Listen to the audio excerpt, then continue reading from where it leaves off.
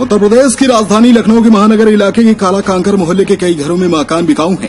इसके पोस्टर लगे हैं। इलाके में रहने वाले लखनऊ यूनिवर्सिटी के प्रोफेसर रविशंकर ने बताया कि कॉलोनी के ठीक पीछे नाले पर कब्जा कर अवैध बस्ती बसा ली गई है। बस्ती के लोग आने जाने के लिए पॉश कॉलोनी की सड़क का ही इस्तेमाल करते हैं। इस इलाके में रहने वाले रविशंकर के मुताबिक धीरे धीरे बस्ती के लोगों ने कॉलोनी की सड़कों पर भी कब्जा शुरू कर दिया है।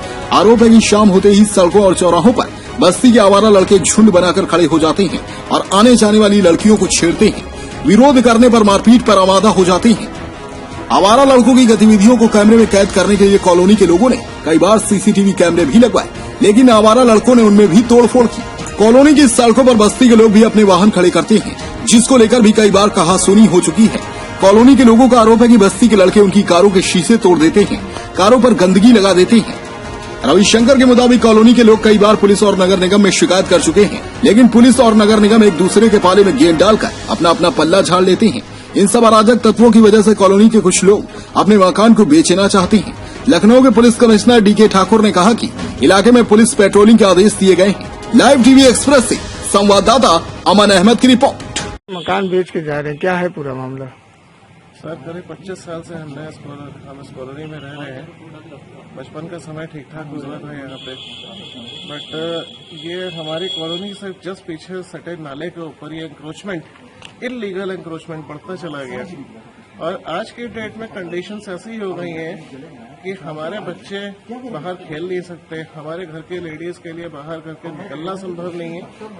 कारण क्या है कि नाले इलीगल रेजिडेंट्स जो नाले पे रहते हैं अवैध रूप से, इसी चौराहे पर हमारे घर के जस्ट आगे इनका शाम का सारा कार्यक्रम इनका वहीं होता है। जुए के अड्डा, शराब के अड्डे, इस तरह की हरकतें होती हैं। घर की लेडीज का, घर के बच्चों का निकलना घर से मुश्किल हो गया है। आए दिन लड़ाई झगड़े की कोशिशें यहाँ से होती हैं। कुछ दिनों पहले तो यहाँ पे तो कम्युनिटी के बीच में लड़ाई की नौबत आ गई थी, जिसपे कि अगर ऐसा कुछ होता तो हमारे घर पे हम लोग बहुत बुरी तरह अनसेफ हो जाते हैं। ऐसी कंडीशंस में रहना पॉसिबल नहीं है। हम छोड़ के जाने को तैयार है यहाँ से, अगर गवर्नमेंट कुछ नहीं कह सकती है तो। हाथ जोड़ के गवर्नमेंट से निवेदन है कि हमारी कुछ हेल्प करिए। बेचना चाहते हैं हम घर को, कोई खरीदारी बता दें अगर आप और कोई हेल्प नहीं कर सकते तो। भैया बताइए, जो पोस्टर लगाई या मकान बिकाऊ, आखिर में ऐसा क्या पूरा मामला है कि जिस तरीके आप लोग यहाँ से छोड़ के भागने की कोशिश कर रहे हैं या जा रहे हैं मकान बेच के? हम लोग यहाँ पे पिछले 20 साल से रह रहे हैं। पीछे की बस्ती भी करीबन ऐसे ही 50 साल हो चुके हैं रहते हुए, लेकिन अब जाके पिछले 5-6 सालों से यहाँ पे जितने भी यंग जनरेशन जो पीछे वाले हैं, उन्होंने यहाँ पे अब जीना हराम कर दिया है।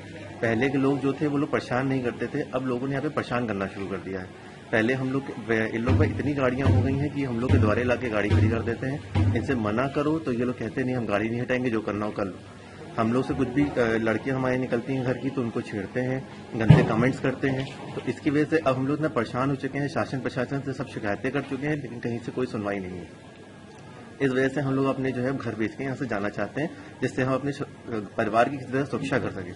हमको अब शासन से कोई भी वो नहीं रह गया है कि वो हमारी कुछ भी मदद करेगी, इसलिए इससे अच्छा हम अपने हाथ से जो कर सकते हैं वो करके हम अपना घर बेच के यहाँ से आगे आने वाले समय में अगर 1 हफ्ते के अंदर नोटिस का अगर कुछ नहीं होता है तो हम लोग यहीं पे आपदा भी करने के लिए तैयार। हाँ सर, आप लोग प्लान कर रहे हैं यहाँ से अपने घरों को बेच के जा रहे हैं, क्या है पूरा मामला? देखिए, कोई आसान काम नहीं है घर छोड़ के जाना।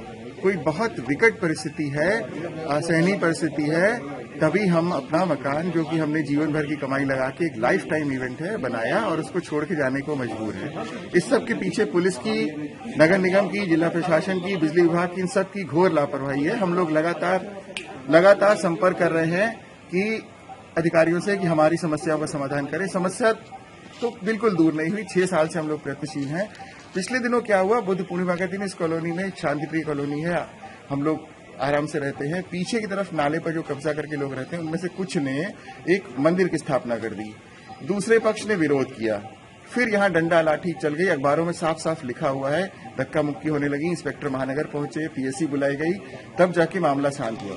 मैं पुलिस प्रशासन से पूछना चाहूंगा कि 200 लोग यहाँ पर मौजूद थे कोरोना काल में।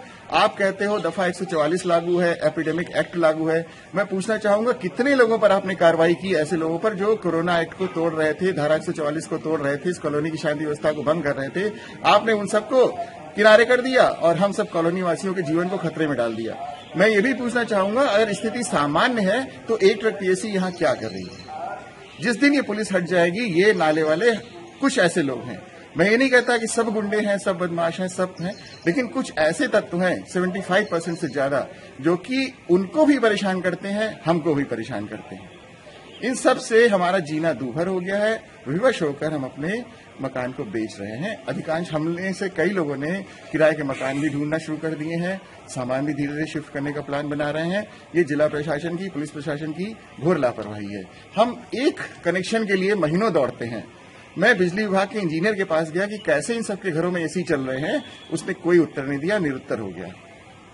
क्या डीएम साहब से आप लोगों ने कोई शिकायत किया?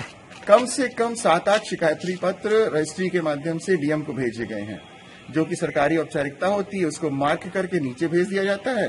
जिस स्तर पर कार्रवाई होनी है वहां लीपापोती कर दी जाती है, लिख दिया जाता है चौकी से निस्तारित, शांति व्यवस्था कायम है। बिल्कुल उसी तरह कि जैसे चुनाव में पीठासीन अधिकारी का सिर फूट जाता है लेकिन तब भी वो लिखता है चुनाव सकुशल संपन्न हुआ। तो कागज पे मौसम गुलाबी है, यहाँ क्या है हम सब झेल रहे हैं।